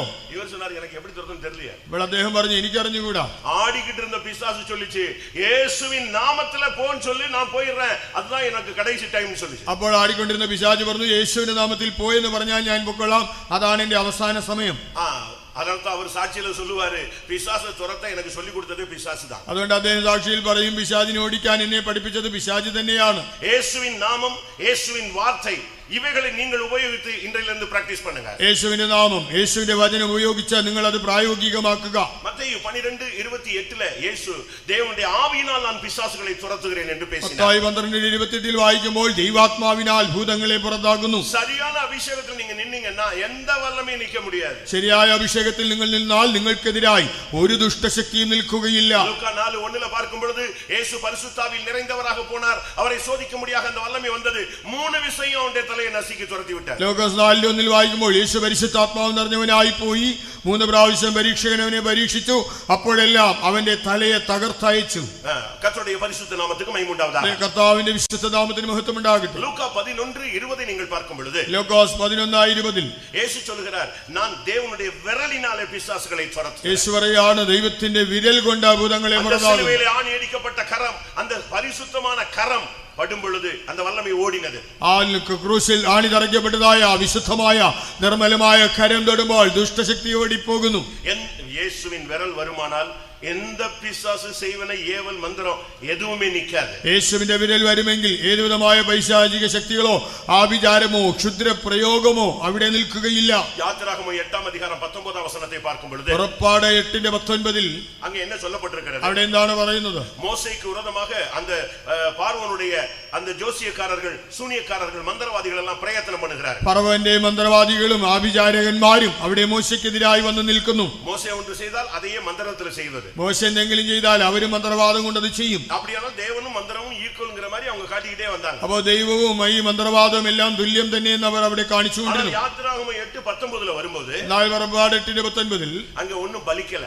അവരുടെ മന്ത്രവാദം ഫലിച്ചില്ല. இப்போ മന്ത്രവാദികൾ சொன்னாங்க, അപ്പോൾ മന്ത്രവാദികൾ പറഞ്ഞു எங்களால இனிமே ஒண்ணுமே பண்ண முடியாது, ഇനി ഞങ്ങൾക്കൊന്നും ചെയ്യാനാവില്ല. ഇതിൽ தேவனுடைய விரல் இருக்கிறதாக நாங்கள் காண்கிறோம். ഇതിൽ ദൈവത്തിന്റെ വിരലുണ്ടെന്ന് മനസ്സിലാക്കുന്നു. தேவனுடைய விரலை கொண்டு நீங்கள் எதிர்த்து நின்றீர்களானால், தேவனுடைய கரம், வலது கரம் உங்களோடு கூட இருக்குமானால், செய்வனை ஏவல் பில்லி சூனிய எந்த வல்லமை உனக்கு முன்பாக நிற்க முடியாது. ദൈവത്തിന്റെ വിരൽ കൊണ്ട് അല്ലെങ്കിൽ ദൈവത്തിന്റെ വലതുകരം നിന്നോട് കൂടെ ഇരുന്ന് നീ അതിനെ ഉപയോഗിച്ച് നിന്നാൽ ഒരുവിധമായ ആഭിചാര മന്ത്രവാദം ക്ഷുദ്ര പ്രയോഗം നിനക്ക് വിരോധമായി ഫലിക്കുകയില്ല. இன்னைக்கு अनेक விசுவாசிகள் நம்ம இயேசுவை ஏற்றுக்கொண்ட உடனேயே இந்த சக்தி நமக்கு இருப்பதை நீங்கள் விசுவாசிக்க வேண்டும். എന്നാൽ വിശ്വാസികൾ നാം കർത്താവായ യേശുവിനെ വിശ്വസിക്കുമ്പോൾ തന്നെ ഈ ശക്തി നമുക്കുള്ളതായിട്ട് നമ്മൾ വിശ്വസിക്കണം. பிசாசு துரத்துறதுக்கு ஒரு பாஸ்டர் நீங்க கூட்டி வர வேண்டிய அவசியம் கிடையாது. പിശാചിനെ ഓടിക്കുവാൻ വേണ്ടി ഒരു പ്രത്യേകം പാസ്റ്ററെ കൊണ്ടുവരേണ്ടതില്ല. ஒரு குறிக்கப்பட்ட நபரை தேடிட்டு நீங்க காணிக்கை எடுத்துட்டு போக வேண்டிய அவசியம் ഒരു പ്രത്യേക വ്യക്തി അന്വേഷിച്ചുകൊണ്ട് കാണിക്കയുമായി പോകേണ്ട. என்றைக்கு இந்த பைபிளை தூக்கிட்டு இயேசு தெய்வம் என்று நீ விசுவாசித்தாயோ அன்றைக்கு அவருடைய நாமத்தில் உள்ள பாதுகாப்பும் இந்த வசனத்தினுடைய வல்லமையும் உனக்குள்ளே வந்து விடுகிறது. യേശു ദൈവമെന്ന് വിശ്വസിച്ചാൽ ഈ ബൈബിൾ എടുത്ത മാത്രയിൽ അവന്റെ നാമത്തിലുള്ളതായ സംരക്ഷണവും ആ ശക്തിയും അതാ നിന്നിലേക്കും വന്നു കഴിഞ്ഞു. எத்தனை பேர் அதை விசுவாசிக்கிறீங்க? എത്ര പേര് ഇത് വിശ്വസിക്കുന്നു? இயேசுவின் நாமத்தை நான் கையில எடுத்த பொழுது, இல்லாவிட்டால் வாயில அறிக்கை செய்த பொழுது எல்லா வல்லமைகளையும் மேற்கொள்ள எனக்கு அதிகாரம் இருக்குதுன்னு சொல்றவங்க கரங்களை வைத்து ஒரு அல்லேலூயா சொல்லுங்க. நீங்க இத பயிற்சிக்க வேண்டியது அவசியம். നിങ്ങൾ ഇത് പരിശീലിക്കേണ്ടത് ആവശ്യം. எந்த வல்லமையும் நீங்கள் மேற்கொள்ள உங்களுக்கு வல்லமை இருக்குங்கறத நீங்க விசுவாசிங்க. എല്ലാ ദുഷ്ടശക്തിയും കീഴ്പ്പെടുത്തുവാൻ നിങ്ങൾക്ക് ശക്തിയും അധികാരവും ഉണ്ടെന്ന് വിശ്വസിക്കുക. இஸ்ரவேல் ஜனங்களை கானானுக்குள்ளே கொண்டு போய் விட்ட தெய்வம் சகலத்தையும் நீங்கள் துரத்துவீர்கள் என்று அவர்களுக்கு பிராமிஸ் பண்றாரு. ഇസ്രായേൽ മക്കളെ കനാനിൽ കൊണ്ടുവിട്ടതായ ദൈവം അവരോട് നിങ്ങൾ എല്ലാ ജാതികളെയും പുറത്താക്കുമെന്ന് വാഗ്ദത്തം ചെയ്തു. യോശുവ 17:18 இந்த பிராமிஸை நீங்க படிச்சு பார்க்கலாம். യോശുവ 17:18 ഈ വാഗ്ദത്തം കാണാം. எல்லா வல்லமைகளையும் துரத்த அவங்களுக்கு பவர் கொடுத்துதான் அவங்களை கொண்டு வந்து 40 வருஷம் இழுத்து பிரயாணம் கொண்டு வந்து கடைசியில கானானுக்குள்ள யோர்தானை கடந்து கானானுக்குள்ள கொண்டு வந்து விடுறார். 40 വർഷം മരുഭൂമിയിൽ നടത്തി എല്ലാ ശത്രുവിനെയും കീഴ്പ്പെടുത്തുവാനുള്ള അധികാരം നൽകിയാണ് ഒടുവിൽ അവരെ കനാനിൽ പ്രവേശിപ്പിച്ചത്. பாவத்திலிருந்து, அக்கிரமத்திலிருந்து, வியாதியிலிருந்து, சபை கட்டுகளிலிருந்து, ஜாதி கட்டுகளிலிருந்து, பலவிதமான உலகத்தின் பிடிகளிலிருந்து உங்களை மந்திர கட்டுகளில் இருந்து விடுதலையாக்கி இந்த சபைக்குள்ள கொண்டு வரும் பொழுதே உங்களுக்கு அதிகாரம், வல்லமை, கிருபை எல்லாமே தேவன் கொடுக்கிறார் என்பதை விசுவாசியுங்கள். പാപത്തിൽ നിന്ന്, ശാപത്തിൽ നിന്ന്, ലോകത്തിൽ നിന്ന്, പലവിധമായ പാരമ്പര്യ ബന്ധനങ്ങളിൽ നിന്ന്, സഭയുടെ ബന്ധനങ്ങളിൽ നിന്നെല്ലാം കർത്താവ് നിങ്ങളെ വിടുവിച്ച ഈ സഭയിൽ കൊണ്ടുവരുമ്പോൾ ദൈവം നിങ്ങൾക്ക് എല്ലാവിധമായ അധികാരവും ശക്തിയും തരുന്നുവെന്ന് നിങ്ങൾ വിശ്വസിക്കുക. ജനങ്ങളെ അങ്ങ് കൊണ്ടുപോയി വിട്ടപ്പോൾ അവங்களுக்கு 12 ഗോത്രത്തിനും ഒരു പ്രോമിസ്, ഒരേ പ്രോമിസ്, സകലത്തെയും നിങ്ങൾ തുരത്തുവീர்கள். ഇസ്രായേൽ മക്കളെ അവിടെ കൊണ്ടുവിട്ടപ്പോൾ 12 ഗോത്രങ്ങൾക്കും ദൈവം ഒരു വാഗ്ദത്തം കൊടുത്തു, നിങ്ങൾ സകല ജാതികളെയും പുറത്താക്കും. ஆனால் நடந்தது என்ன? 3 காரியம் நடந்தது. എന്നാൽ അവിടെ സംഭവിച്ചത് 3 കാര്യങ്ങളാണ്. அது என்ன? അതെന്താണ്? ஒரு கூட்டத்தார் துரத்தவே இல்லை. ഒരു കൂട്ടർ ആരെയും പുറത്താക്കിയില്ല. இன்னொரு கூட்டத்தார் துரத்தி விட முடியவில்லை. മറ്റൊരു കൂട്ടർ അവരെ പുറത്താക്കി പറഞ്ഞുവിടാൻ കഴിഞ്ഞില്ല. இன்னொருத்தர் துரத்தினார்கள். മറ്റൊരു കൂട്ടർ അവരെ പുറത്താക്കി. இன்னைக்கு சபைக்குள்ள இந்த 3 கூட்டமும் உட்கார்ந்திருக்கு. ഇന്ന് ആ സഭയിൽ 3 കൂട്ടമുണ്ട്. ஒரு சின்ன கூட்டம் பிசாசின் வல்லமைகளை துரத்தி அவனை மேற்கொண்டு அவனை நசுக்கி ஜெயிச்சுக்கிட்டே போகுது. ഒരു കൂട്ടർ പിശാചിന്റെ ശക്തികളെ തകർത്ത് അവനെ പുറത്താക്കി ജയിച്ചു മുന്നേറി ചെല്ലുന്നു. இன்னும் ஒரு கூட்டம் அதை பத்தி கவலையே படாம அப்படியே அட்ஜஸ்ட் பண்ணிட்டு அவனுக்கு சக்தி இருக்கு, பட் யூஸ் பண்றது இல்ல, துரத்தவில்லை. മറ്റൊരു കൂട്ടർ ഇതിൽ അഡ്ജസ്റ്റ് ചെയ്ത് അവർക്ക് ശക്തിയുണ്ടെങ്കിലും പുറത്താക്കാതെ അവരെങ്ങനെ അഡ്ജസ്റ്റ് ചെയ്ത് പോകുന്നു. இன்னும் ஒரு கூட்டம் பலவீனப்பட்டு போய் துரத்தி விட முடியாம தடுமாறுறீங்க. நீங்க எந்த கூட்டங்கறத கொஞ்சம் அனலைஸ் பண்ணுங்க. മറ്റൊരു കൂട്ടർ വളരെ ദുർബലരായിരിക്കുന്നു, പുറത്താക്കാൻ അവർക്ക് കഴിയുന്നില്ല, അവരെങ്ങനെ ക്ഷീണിച്ചിരിക്കുന്നു. നിങ്ങൾ ഏത് വിഭാഗത്തിൽപ്പെടുന്നുവെന്ന് നിങ്ങൾ തന്നെ പരിശോധിച്ചറിയുക. യോശുവ 16:10 பார்க்கும்போது, യോശുവ 16:10 இல்லாவிட்டால் யோசுவா 17:13 பார்க்கும் பொழுது, யோசுவா 17:13 കാണുമ്പോൾ அவர்கள் அந்த வல்லமைகளை, அந்த ஜாதிகளை, அந்த குடிகளை அவர்கள் துரத்தவில்லை. അവർ ആ ദേശത്തിലെ ജാതികളെ, ജനങ്ങളെ പുറത്താക്കിയില്ല. நீ பிசாசை துரத்தாம உன் வீட்லயே வச்சுக்கலாம், உன் ஊழியத்திலேயே உன் கூடயே வச்சுக்கலாம், உன் லைஃப் ஃபுல்லா அது பார்ட்னர் மாதிரி வந்துகிட்டே இருப்பான். പിശാചിനെ പുറത്താക്കാതെ നിന്റെ വീട്ടിൽ, നിന്റെ ശുശ്രൂഷയിൽ നിനക്ക് അവനെ കൂടെ വെക്കാം. അവൻ നിന്റെ ഒരു ലൈഫ് പാർട്ട്ണർ പോലെ, ജീവിത പങ്കാളി പോലെ കൂടെ കാണും. யோசுவா 15:63 பார்க்கும் பொழுது, യോശുവ 15:63 இல்லாவிட்டால் யோசுவா 17:12 பார்க்கும் பொழுது, யோசுവ 17:12 കാണുമ്പോൾ அவர்களால் அந்த வல்லமைகளை துரத்தி விட கூடாமல் போயிட்டு முடியவில்லை. അവയ്ക്ക് അവയെ പുറത്താക്കുവാൻ കഴിയാതെ പോയി എന്ന് കാണാം. நீங்க இப்ப எந்த லிஸ்ட்னு நீங்க பாருங்க. നിങ്ങൾ ഏത് പട്ടികയിൽ വരുന്നു? ஆனா யோசுவா 15:14 பார்க்கும் பொழுது, എന്നാൽ യോശുവ 15:14 அங்க தெளிவா சொல்லி இருக்கு, காலேப் அந்த வல்லமைகளை துரத்தினான். അവിടെ വ്യക്തമായി പറഞ്ഞു, കാലേബ് അവയെ പുറത്താക്കി. இன்றைக்கு இந்த சபையில இந்த 3 கூட்டங்கள் இருக்கு. இவங்க ஒரு சிலர் வானமண்டலங்களில் உள்ள பொல்லாத ஆவிகளோடு, துரைத்தனங்களோடு, அதிகாரங்களோடு, இப்பிரபஞ்சத்தின் அந்தகார லோகாதிபதிகளோடு இவங்க மோதுறதே இல்ல, அதுக்கு விரோதமா ஜெபிக்கிறதே இல்ல. அப்படியே அமைதியா உட்கார்ந்துட்டு அமைதியா அதுவும் அது ஒரு சைடுல போயிட்டு இருக்கு, இவங்களும் அமைதியா இருக்காங்க. എന്നാൽ സഭയിൽ ഈ 3 വിഭാഗമുണ്ട്. വാഴ്ചകൾ, അധികാരങ്ങൾ, ഈ അന്ധകാര ലോകാധിപതികൾ സ്വർലോകങ്ങളിലെ ദുഷ്ടാത്മ സേനകളോട് പോരാടുന്നില്ല. അവ അവയുടെ വഴിക്ക് പോകുന്നു, ഇവരും അഡ്ജസ്റ്റ് ചെയ്ത് അവരെ വഴിക്ക് പോകുന്നു. இன்னொரு குரூப் இருக்கு, தங்களுடைய ஜீவிதத்தில் பல தோல்விகள், பின்மாற்றங்கள், தடுமாற்றங்கள், சில அவிசுவாசமான காரியங்களுக்குள்ள போய் சிக்கி கொண்டதுனால இவங்களால இப்போ அந்த வல்லமையை எதிர்த்து முழங்கால் போட முடியல, கண்ணு மூட முடியல, உபவாசம் போட முடியல, எதிர்த்து நிக்க முடியல, ஒண்ணுமே செய்ய முடியாம அப்படியே விட்டுட்டே இருக்கிறாங்க, தோற்றுக்கொண்டே வருகிறார். എന്നാൽ ചില വിഭാഗമുണ്ട്, അവരുടെ ജീവിതത്തിൽ ചില പ്രശ്നങ്ങൾ, തോൽവികളിൽ അകപ്പെട്ടത് കൊണ്ട് ഇന്ന് ആ പൈശാചിക ശക്തിയോട് എതിർക്കുവാനോ മുഴങ്കാലിൽ നിന്ന് പോരാടി പുറത്താക്കുവാനോ കഴിയാതെ അവർ വീണ്ടും ബലഹീനപ്പെടുന്നു. ஆனால் காலேபை போன்றிருக்கிறவர்கள், உத்தமமாய் கர்த்தரை பின்பற்றுகிற ஜனம், வேற ஆவியுள்ள ஒரு குரூப் சபைக்குள்ள இருக்கு, அபிஷேகத்துல ஒரு விலையேற பெற்ற தன்மை உள்ளது. அது மட்டுமே இந்த வல்லமைகளை துரத்தி கொண்டே வருகிறது, ஜெயித்து கொண்டே வருகிறது.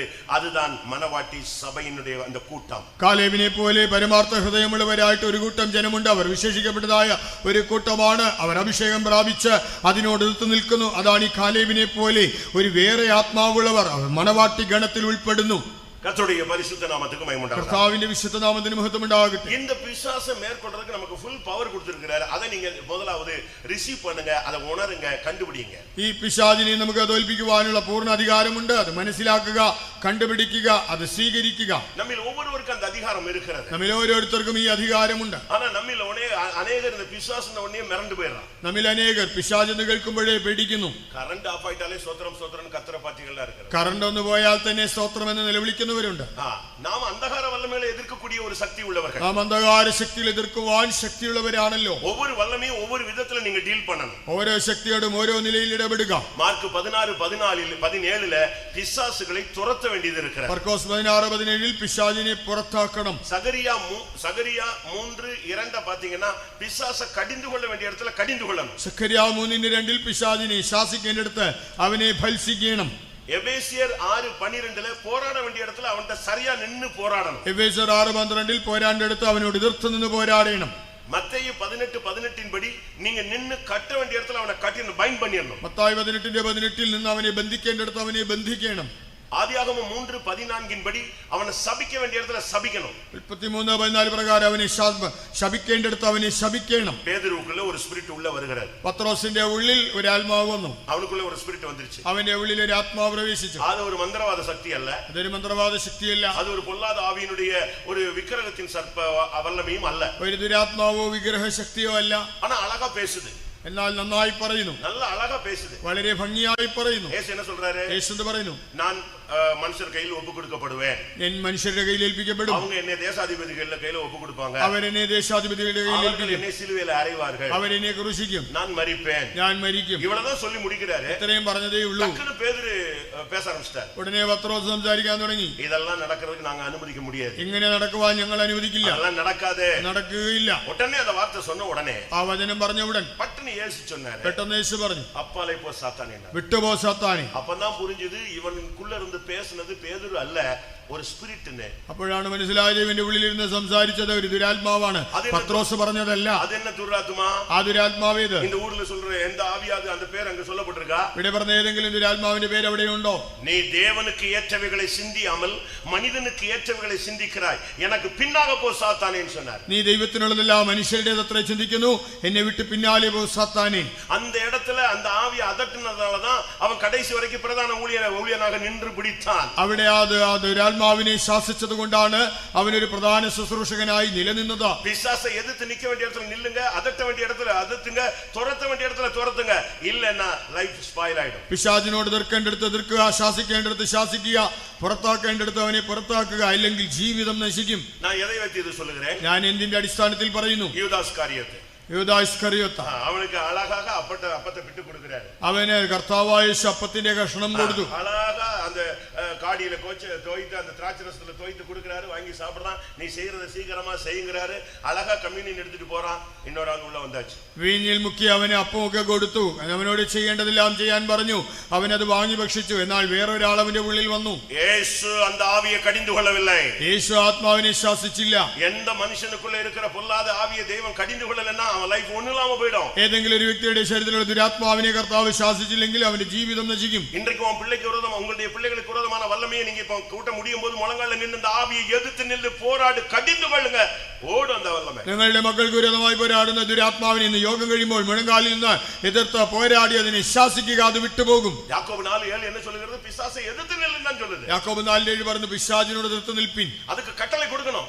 അതിനോട് കൽപ്പിക്കണം. மார்க் 9:25 என்ன சொல்லுகிறது? മർക്കോസ് 9:25 மார்க் 9:25 சொல்லி இருக்கிறது, ஊமையும் செவிடுமான ஆவியே இவனை விட்டு புறப்பட்டு போன்னு சொல்லிட்டு அடுத்து சொன்னாரு, இனிமேல் லைஃப்ல இவனுக்குள்ள வரக்கூடாது. ഊമനും ചെകിടനുമായ ആത്മാവിനെ കർത്താവായി ശാസിക്കുമ്പോൾ ഇവനെ വിട്ടുപോയെന്ന് പറഞ്ഞിട്ട് ഉടനെ പറയുകയാണ്, ഇനിമേലാൽ ഇവന്റെ ഉള്ളിൽ വരരുത്.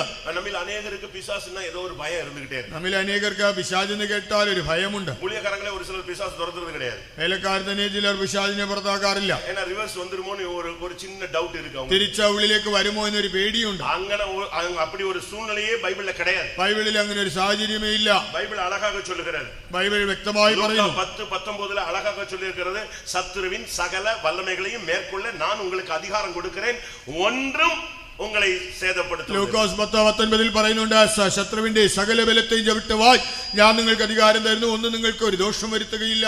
வெளிப்படுத்தல் 12:11 சொல்லுகிறது, சத்துருவின் வல்லமைகளை ஜெயிக்கிறது சாட்சியின் வசனத்தினாலும் ஆட்டுக்குட்டியின் இரத்தத்தினாலும் அவனை ஜெயித்தார்கள். വെളിപ്പാട് 12:11 വായിക്കുമ്പോൾ കുഞ്ഞാടിന്റെ രക്തത്താലും സാക്ഷ്യവചന ഹേതുവായും അവർ ശത്രുവിനെ ജയിച്ചു. நீங்க அவனை நசுக்கணும், നിങ്ങൾ അവനെ ചതയ്ക്കണം. அதுதான் நம்முடைய இன்னைக்கு கீவேர்ட். അതാണ് നമ്മുടെ കുറിവാക്യം. சரியான വചനത്തിൻപടി നീ നിൽക്കും பொழுது அவனுடைய தலையை அப்படியே நீங்க நசுக்கிடுவீங்க. ശരിയായ വചനപ്രകാരം നിൽക്കുമ്പോൾ നിങ്ങൾ അവന്റെ തലയെ ചതയ്ക്കും. எல்லாவற்றுக்கும் மேலாக എല്ലാത്തിലുപരിയായി சுவிசேஷத்தின் துவக்கத்திலே இயேசு பிசாசை துரத்தினார். സുവിശേഷത്തിന്റെ ആരംഭത്തിൽ യേശു പിശാചിനെ പുറത്താക്കി. சுவிசேஷத்தின் முடிவில் கல்வாரி ஊழியத்திலே முடிவிலே அந்த ஊழியத்தின் முடிவில் கல்வாரியிலே அவனுடைய தலையை நசுக்கினது அழித்தலை காண்பிக்கிறது. அதனால தான் 1 யோவான் 3:8 சொல்லி இருக்கிறது, அழகாக சொல்லி இருக்கிறது, பிசாசின் கிரியைகளை அழிக்கும்படியாக தேவகுமாரன் வெளிப்பட்டார். ഒടുവിൽ സുവിശേഷ പ്രവർത്തനത്തിന്റെ ഒടുവിലായി കാൽവരിയിൽ യേശു മരിക്കുമ്പോൾ പിശാചിന്റെ തലയെ തകർത്തത് അവനെ നശിപ്പിച്ചതിന് അടയാളമാണ്. യോഹന്നാന്റെ ലേഖനത്തിൽ നമ്മൾ കാണുന്നുണ്ട്, പിശാചിന്റെ പ്രവർത്തികളെ അഴിപ്പാൻ അഥവാ നശിപ്പിപ്പാൻ ദൈവപുത്രൻ പ്രത്യക്ഷനായി. இன்றைக்கு அந்த வல்லமைகள் நம்மை நோக்கி வருகிறது. ഇന്നും ആ ശക്തികൾ നമുക്ക് വിരോധമായി വരുന്നു. டெய்லி வருவான். ദിവസേന വരും.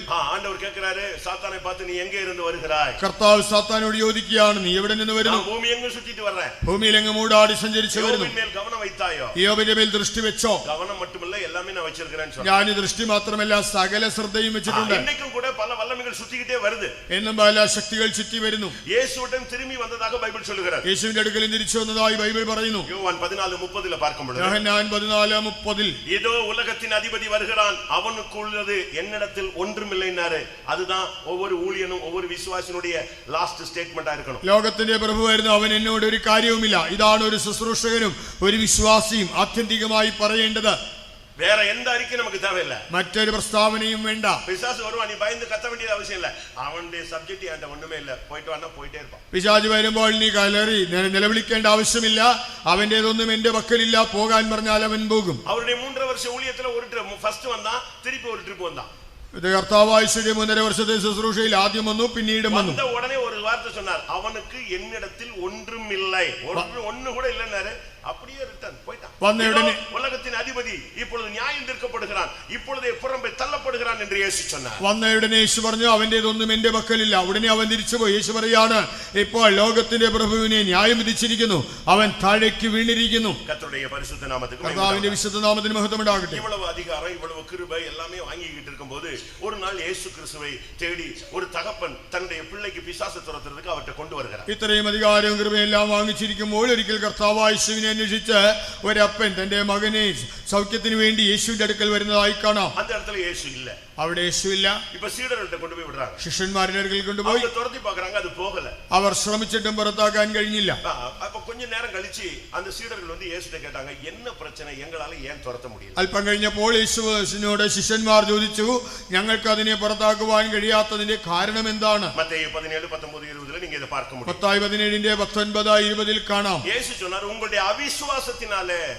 യേശു പറഞ്ഞു, കാരണം നിങ്ങളുടെ അവിശ്വാസം. അവിശ്വാസത്തെ വെച്ചിട്ട് എന്ത പിശാചിനെ நீங்க മേൽക്കൊள்ள முடியாது. അവിശ്വാസം വെച്ചുകൊണ്ട് ഒരു പിശാചിനെയും പുറത്താക്കാനാവില്ല. അവിശ്വാസം എന്ത വല്ലമേയും ഉങ്ങളെ ഓവർകം பண்ண முடியாது. അവിശ്വാസം ഉണ്ടെങ്കിൽ ഒരു ശക്തിയെയും കീഴ്പ്പെടുത്താനാവില്ല. മാർക്ക് 9:28 ഒരു ക്വസ്റ്റ്യൻ ഇത് വന്നത്. മാർക്കോസ് 9:28 ഒരു ചോദ്യം വരുന്നു, ஏன் எங்களால முடியல, ഞങ്ങളെ കൊണ്ട് എന്തുകൊണ്ട് കഴിഞ്ഞില്ല? அதுக்கு இயேசு என்ன சொன்னாரு? യേശു എന്ത് പറഞ്ഞു? இந்த வகை பிசாசு உபவாசத்தினாலும் ஜெபத்தினாலும் தான் இத மேற்கொள்ள முடியும். ഉപവാസത്താലും പ്രാർത്ഥനയാലും അല്ലാതെ ഈ ജാതി നീങ്ങിപ്പോകുന്നില്ല. ലൂക്കാ 9 இயேசு பேசும் பொழுது, ലൂക്കോസ് 9 യേശു പറയുമ്പോൾ 40 വചനം சொல்லுகிறது. 40 വാക്യം, அந்த ஏன் துரத்த முடியலன்னு கேட்ட உடனே இயேசு சொன்னாரு, அவிசுவாசம் உள்ள மாறுபாடான சந்ததியே, எவ்வளவு நாள் உங்களோடு கூட இருப்பேன்னு சொன்னார். மாறுபாடான ஜீவியம் இருக்கிற இடத்துல பிசாசை மேற்கொள்ள முடியாது. അവിടെ എന്തുകൊണ്ട് പുറത്താക്കാൻ കഴിഞ്ഞില്ല എന്ന് ചോദിച്ചപ്പോൾ യേശു പറയാണ്, അവിശ്വാസവും കോട്ടവുമുള്ള തലമുറ, വക്രതയും കോട്ടവുമുള്ള ജീവിതമുണ്ടെങ്കിൽ പിശാചിനെ പുറത്താക്കുവാൻ സാധ്യമല്ല. மாறுபாடான ஜீவியம், அவிசுவாசம், உபவாசம் இல்லாத தன்மைகள், ஜெபம் இல்லாத தன்மையை வச்சுட்டு நீங்க பிசாசை துரத்த இயலாது. இன்றைக்கு நம்மை புதுப்பிக்க வேண்டிய ஒரு நேரம், நம்முடைய வல்லமையை தரித்துக் கொள்ள வேண்டிய நேரம். അവിശ്വാസമുണ്ടെങ്കിൽ, വക്രതയും കോട്ടവുമുള്ള ജീവിതമുണ്ടെങ്കിൽ ഉപവസിക്കുവാൻ നമുക്ക് കഴിയുന്നില്ല എങ്കിൽ നമുക്ക് ആ ഒരു ശത്രുവിന്റെ ശക്തിയെയും തോൽപ്പിക്കാനോ പുറത്താക്കാനോ കഴിയുകയില്ല. ആകയാൽ നാം നമ്മുടെ ശക്തികളെ ധരിക്കേണ്ടതായ സമയമാണിത്. பிசாசை பத்தி நான் ஓரளவு உங்களுக்கு சொல்லி இருக்கிறேன். പിശാചിനെ കുറിച്ച് നിങ്ങൾക്ക് ഏകദേശം പറഞ്ഞു. நான் படிச்சு பார்த்ததுல இதுதான் கண்டுபிடிச்சேன். சிலுவையில இயேசு அவனுடைய தலையை நசுக்கினாரு. இன்றைக்கு சபைக்கு அந்த நசுக்கிற சான்ஸ் கொடுக்கிறாரு. இதை பயன்படுத்தும் பொழுதுதான் சபை ஜெயிக்கிறது. ഞാൻ പഠിച്ചതാണ്, കർത്താവായ യേശു കാൽവറിയിൽ പിശാചിന്റെ തലയെ ചതച്ചു. ഇന്ന് സഭയ്ക്ക് അതിനുള്ള അവസരം നൽകുന്നു. നാം അത് പ്രായോഗികമാക്കുമ്പോഴാണ് സഭയ്ക്ക് ജയമുണ്ടാകുന്നത്. மற்றபடி நீங்க என்ன சாதனை செஞ்சாலும் அது கணக்குல வர்றதில்லை. മറ്റവരുമായി നിങ്ങൾ എന്ത് തന്നെ ശ്രമിച്ചാലും അത് ഫലിക്കുന്നില്ല. ஒரு 2-3 വചനങ്ങളോട് நான் முடிக்க விரும்புகிறேன். 2-3 വാക്യങ്ങൾ പറഞ്ഞ് അവസാനിപ്പിക്കാം. மார்க் 16:17 படி ஒரு விசுவாசியினுடைய அடையாளம், முதல் சைன், മർക്കോസ് ஒயிட் அண்ட் ஒயிட்டோ இல்லாவிட்ட மீசி எடுக்கிறதோ நகை எடுக்கிறதோ, முதல் அடையாளம் அவனுடைய ஊழியத்துக்கும் ஜீவியத்துக்கும் விரோதமான ஆவியை തുരത്തുவது. മർക്കോസ് 16:17 വായിക്കുമ്പോൾ ഒരു വിശ്വാസം എന്നുള്ളതിന്റെ ആദ്യത്തെ അടയാളം വെള്ളയും ധരിക്കുന്നതോ ആഭരണം മാറ്റുന്നതോ മീശ എടുക്കുന്നതോ അല്ല, ഭൂതങ്ങളെ പുറത്താക്കുക എന്നുള്ളതാണ്. ലൂക്കാ 11:20 படி, ലൂക്കോസ് 11:20 പ്രകാരം, നിങ്ങൾ சரியா பிசாசை துரத்தி பாருங்க, தேவனுடைய ராஜ்யம் உங்களுக்குள் வருகிறது. നിങ്ങൾ ശരിക്കും പിശാചിനെ ഓടിച്ചു നോക്കുക, ദൈവരാജ്യം നിങ്ങളിൽ വരും. சரியான അഭിഷേകം, നീ அந்த ആവിയെ തുരത്ത ഉനക്കുള്ള അനോയിന്റിങ് ഇറങ്ങിയിട്ടേ இருக்கும். നിങ്ങൾ ആത്മാവിനെ പുറത്താക്കും തോറും നിങ്ങളിൽ അഭിഷേകം ഇറങ്ങും. ലൂക്കാ 10:20 படி பார்க்கும் பொழுது, ലൂക്കോസ് 10:20 പ്രകാരം, நீங்கள் பிசாசை துரத்துங்க, அதுக்காக சந்தோஷப்படாதீங்க, உங்களுடைய பெயர் பரலோகத்தில் எழுதப்படுகிறது. നിങ്ങൾ പിശാചിനെ പുറത്താക്കുമ്പോഴും അതിനെ ചൊല്ലി സന്തോഷിക്കേണ്ട, സ്വർഗത്തിൽ നിങ്ങളുടെ പേര് എഴുതുന്നതിൽ സന്തോഷിക്കുക. சரியா பிசாசை துரத்தினாதான் പെർഫെക്ഷൻ വരുമെന്ന് ബൈബിൾ சொல்லுகிறது. പിശാചിനെ ശരിക്ക് പുറത്താക്കിയെങ്കിൽ മാത്രമേ പൂർണ്ണതയുണ്ടാകൂ എന്ന് ബൈബിൾ പറയുന്നു. ലൂക്കാ 13:32 அந்த ஏரோது அவர்கிட்ட பேசும் பொழுது அவர் சொல்றாரு, இன்றைக்கும் நாளைக்கும் மறுநாளும் நான் பிசாசை துரைத்தி அதற்கு பின்பு நான் நிறைவை அடைவேன். ലൂക്കോസ് 13:32 കർത്താവായ യേശു ക്രിസ്തു ഹേരോദാവിനോട് പറയാണ്, അവനെ കുറിച്ച് പറഞ്ഞു, ഇന്നും നാളെയും മറ്റന്നാളും ഞാൻ ഭൂതങ്ങളെ പുറത്താക്കും, അതോടുകൂടി സമാപിക്കേണ്ടതാകുന്നു. അത് முடிச்சிட்டா இவர் பெர்ஃபெக்ஷனை நோக்கி வர முடியும். അത് കഴിഞ്ഞെങ്കിൽ മാത്രമേ തനിക്ക് പൂർണ്ണതയിലെത്താൻ കഴിയൂ. அதுக்கு பிறகுதான் அவர் பூர்ணமடைந்தார் என்று பைபிள் சொல்லுகிறது. അതിനുശേഷമാണ് താൻ പൂർണ്ണത പ്രാപിച്ചത്. உங்களுடைய குடும்பத்திலே, உங்களுடைய வீடுகளிலே, உங்களுடைய சபைக்குள்ளே, உங்களுடைய ஊழியங்களுக்குள்ளே, உங்களுடைய தரிசனம், உங்களுடைய அழைப்பு, உங்களுடைய வெளிப்படுத்தல் இவைகளுக்கு விரோதமான வல்லமையை நீ முறியடிக்கும் பொழுதுதான் பூரணம் என்கிற வார்த்தை உனக்குள் நிறைவேறும். നിങ്ങളുടെ കുടുംബങ്ങളിൽ, സഭയിൽ, ശുശ്രൂഷയിൽ നിങ്ങളുടെ വെളിപ്പാടിന്, ദർശനത്തിന് വിരുദ്ധമായി പോരാടുന്ന ശത്രുവിന്റെ ശക്തികളെ തോൽപ്പിച്ച് കളയുമ്പോൾ മാത്രമേ നിനക്ക് പൂർണ്ണതയിലെത്തുവാൻ കഴിയൂ. നാം തുരത്ത வேண்டும், നമുക്കുள்ள இருந்து തുരത്തപ്പെட வேண்டும். നാം പുറത്താക്കുന്നതോടൊപ്പം നമ്മിൽ നിന്നും പുറത്താക്കപ്പെടണം. മാർക്ക് 16:10 பார்க்கும் பொழுது உயிர்த்தெழுந்த இயேசு சீடர்களுக்கோ இல்லாவிட்டால் மற்ற பெரிய பெரிய ஆட்களுக்கோ தரிசனமாகவில்லை. மகதலேனா மரியாள் என்கிற ஒரு பெண்ணுக்கு மார்க் 16:10 அவளுக்கு முதல் உயிர்த்தெழுந்த இயேசு தரிசனமானது மகதலேனா மரியாளுக்கு. കാരണം കീഴെ എഴുതിയിരിക്കെ അവളിടത്തിലിருந்து 7 ആവികളെ അവർ തുരത്തി ഇരുന്നു. മാർക്കോസ് 16:10 വായിക്കുമ്പോൾ കർത്താവായ യേശു ക്രിസ്തു ഉയർത്തെഴുന്നേറ്റിട്ട് താൻ പ്രത്യക്ഷനായത് പ്രധാന ശുശ്രൂഷകർക്കോ മറ്റു പ്രധാനികൾക്കോ അല്ല, താൻ മഗ്ദലക്കാരത്തി മറിയയ്ക്കാണ് പ്രത്യക്ഷനായത്. അതിന്റെ കാരണം അവിടെ പറഞ്ഞിട്ടുണ്ട്, അവളിൽ നിന്ന് 7 ഭൂതങ്ങൾ പുറത്താക്കപ്പെട്ടിരുന്നു. ഉங்களுக்குள்ளே எத்தனை பேர் இந்த வசனத்தின் அடிப்படையில் நம்மை சரிப்படுத்தி ஜெயிக்க விரும்புகிறீர்கள்? എത്ര പേർ ഈ വചനപ്രകാരം ജീവിതത്തെ ക്രമപ്പെടുത്തി ജയമെടുക്കുവാൻ ആഗ്രഹിക്കുന്നു? 40 വയസ്സാனதான் பிசாசு துரத்தணும்ல, அபிஷேகம் பெற்ற விசுவாசித்த வசனத்தை கையில் எடுத்தா நீங்கள் பிசாசை ஜெயிக்கலாம். 40 കൊല്ലം കഴിഞ്ഞിട്ടേ പിശാചിനെ പുറത്താക്കാൻ കഴിയുന്നൊന്നുമില്ല. നിങ്ങൾ അഭിഷേകം പ്രാപിച്ചതായ വിശ്വാസിയാണെങ്കിൽ വചനം കയ്യിലെടുത്താൽ പിശാചിനെ പുറത്താക്കാം. சரி, இன்றைக்கு நாம் முதலாம் நாள் கூட்டத்துக்கு வந்திருக்கிறோமே, நம்மில் எத்தனை பேர் நம்முடைய வீடுகளில் இந்த ஆவிகள், இந்த வல்லமைகள் நம்முடைய பிள்ளைக்குள்ளேயோ, புருஷனுக்குள்ளேயோ, மனைவிக்குள்ளேயோ, தொழிலுக்குள்ளேயோ, ஊழியத்துக்குள்ளேயோ, ജീവിതത്തിലെയോ, ശരീരത്തിലെയോ, മനതിലെയോ എങ്കെല്ലാം இந்த താക്കുതலை ഉണർகிறோம்? അതെ, ഇന്ന് ആദ്യമായിട്ട് നമ്മുടെ യോഗത്തിൽ വന്നിരിക്കുന്നതിൽ എത്ര പേർ നമ്മുടെ കുടുംബങ്ങളിലോ, നമ്മുടെ മക്കളിലോ, അല്ലെങ്കിൽ നമ്മുടെ കുടുംബജീവിതത്തിലോ, നമ്മുടെ മനസ്സിലോ, നമ്മുടെ പ്രവർത്തനങ്ങളിലോ എവിടെയെല്ലാം ഈ പിശാചിന്റെ ആക്രമണം ഉണ്ടെന്ന് എത്ര പേർ മനസ്സിലാകുന്നു? அப்படி உணர்றவங்க கண்களை மூடி அப்படியே கையை உயர்த்துங்க பார்க்கலாம். நாங்க உங்களுக்காக ஜெபிக்க போறோம். ஒரு சக்தி உனக்குள்ள இறங்கும். இந்த கட்டு இன்றையோட அழிக்கப்படட்டும். இன்றைக்கு பிசாசின் தலையை நசுக்கிற ஒரு டைமாக மாறட்டும். അങ്ങനെയുള്ളവർ മുഴങ്കാലിന് കൈകൾ ഉയർത്തി പ്രാർത്ഥിക്കുക. ഞങ്ങൾ നിങ്ങൾക്കായി പ്രാർത്ഥിക്കും. ഇന്ന് ദൈവം നിങ്ങളെ വിടുവിക്കും. ദൈവത്തിന്റെ ശക്തി നിങ്ങളിൽ വരും. പിശാചിന്റെ ശക്തി പുറത്താക്കപ്പെട്ട് അവന്റെ തലയെ ചതയ്ക്കുന്ന ഒരു സമയമായി ഇത് മാറും. எந்த இடத்துல அந்த வல்லமையை நீங்க ஃபீல் பண்றீங்களோ அதை நினைச்சு கையை உயர்த்துங்க. தேவனுடைய அபிஷேகத்துக்கு கொஞ்ச நேரம் இடம் கொடுங்க. ഏത് മേഖലയിലാണ് ഈ ശക്തി പ്രവർത്തിക്കുന്നത് മനസ്സിലാക്കി നിങ്ങൾ കൈ ഉയർത്തുക. അല്പസമയത്തിനുള്ളിൽ ഒരു അഭിഷേകം ഇവിടെ ഇറങ്ങും. சிலுவையிலே ஜெயத்தின் கொடியை ஏற்றினவர் அதே ஜெயக்கொடியை உங்க கையில கொடுத்து நீங்க உயர்த்தணும். சபை ஜெயிக்கணும்னு விரும்புகிறார். ക്രൂശിൽ ജയക്കൊടി ഉയർത്തിയവൻ നിങ്ങളുടെ കയ്യിലും ആ കൊടി തന്ന നിങ്ങൾ അതിനെ ഉയർത്തണമെന്നും സഭ ജയിക്കുമെടുക്കണമെന്നും ആഗ്രഹിക്കുന്നു. நான் ஒரு கேள்வி கேட்கிறேன். ഞാനൊരു ചോദ്യം ചോദിക്കട്ടെ? ஒரு நிமிஷம் கைகளை கீழே போடுங்க. ഒരു നിമിഷം കൈ താഴ്ത്തുക. உங்களுடைய வீட்லயோ, தொழிலையோ, பிள்ளைகளுக்குள்ளேயோ எங்கேயோ ஒரு விதமான ஒரு வல்லமை, அந்நிய சக்தி எனக்கு விரோதமாய், என் குடும்பத்துக்கு விரோதமாய் போராடுகிறத என் ஊழியத்துல கூட நான் ஃபீல் பண்றேன் அப்படிங்கிறவங்க தயவு செய்து உங்களுடைய வலது கரத்தை மட்டும் உயர்த்து. നിങ്ങളുടെ വീട്ടിലോ, നിങ്ങളുടെ തൊഴിലിലോ, നിങ്ങളുടെ കുടുംബത്തിലോ, നിങ്ങളുടെ മക്കളിലോ, നിങ്ങളുടെ ശുശ്രൂഷയിലോ ഏതോ ഒരു ദുരാത്മാ പോരാടുന്നു എന്ന് മനസ്സിലാക്കുന്നവർ ലജ്ജിക്കാതെ നിങ്ങളുടെ വലങ്കൈ ഉയർത്തിപ്പിടിക്കുക. என்றைக்கு இந்த வல்லமையை மேற்கொள்ள போகிறீர்கள்? നിങ്ങൾ എന്നിതിനെ ജയിക്കും. இன்னும் எத்தனை கன்வென்ஷனுக்கு பிறகு இந்த வல்லமையை நீங்க மேற்கொள்ள ഇനി போறீங்க? എത്ര കൺവെൻഷൻ കഴിഞ്ഞിട്ടാണ് ജയിക്കാൻ പോകുന്നത്? இன்னைக்கு உனக்கு கொடுத்திருக்கிற பிராமிஸ், ഇന്ന് നിനക്ക് നൽകുന്ന വാഗ്ദത്തം, கன்வென்ஷன்ல 2021ல ஃபர்ஸ்ட் நாள் தேவன் உனக்கு கொடுக்கிற வார்த்தை, சாத்தானை மகனே மகளே உன் காலின் கீழே நான் நசுக்கி போடுவேன். 2021 കൊട്ടാരക്കര കൺവെൻഷന്റെ ആദ്യത്തെ ദിവസത്തിൽ ദൈവം നിനക്ക് നൽകുന്ന വാഗ്ദത്തമാണ്, മകനെ മകളെ ഇന്ന് സാത്താനെ നിന്റെ കാൽ കീഴെ ചതച്ചു കളയും. எத்தனை பேர் இந்த வசனங்கள் எல்லாம் இறுக பிடிக்க போறீங்க? എത്ര പേർ ഈ വചനങ്ങളെ മുറുകെ പിടിക്കും? உங்களுக்குள்ள அபிஷேகம் இருந்தா கொஞ்சம் அதை வெளியே கொண்டு வாங்க. നിങ്ങളിൽ അഭിഷേകമുണ്ടെങ്കിൽ അതിനെ പുറത്തേക്ക് കൊണ്ടുവരിക. மேற்கொள்ளுகிற வசனம் தெரிஞ்ச அதை வாயை திறந்து உச்சரியுங்க. പിശാചിനെ തോൽപ്പിക്കാനുള്ള വചനം ലഭിച്ചാൽ വായ് കൊണ്ട് ഏറ്റുപറയുക. യേശുവിൻ നാമത്തെ യൂസ് பண்ணுங்க. യേശുവിന്റെ നാമം ഉപയോഗിക്കുക. செய்வனை வல்லமைகள் ஓடட்டும். ആഭിചാര ശക്തികൾ ഓടട്ടെ. இந்த தேசத்திலே போராடுகிற வல்லமைகள் நசரேயனாகிய இயேசுவின் நாமத்திலே சாத்தான் மின்னலை போல விழுவானாக. ദേശത്തിൽ പോരാടുന്ന ദുഷ്ടശക്തികൾ നസ്രാനായ യേശുവിന്റെ നാമത്തിൽ സാത്താൻ മിന്നൽ പോലെ താഴെ വീഴട്ടെ. ஒரு அபிஷேகத்தோடு நீ வீட்டுக்கு போ.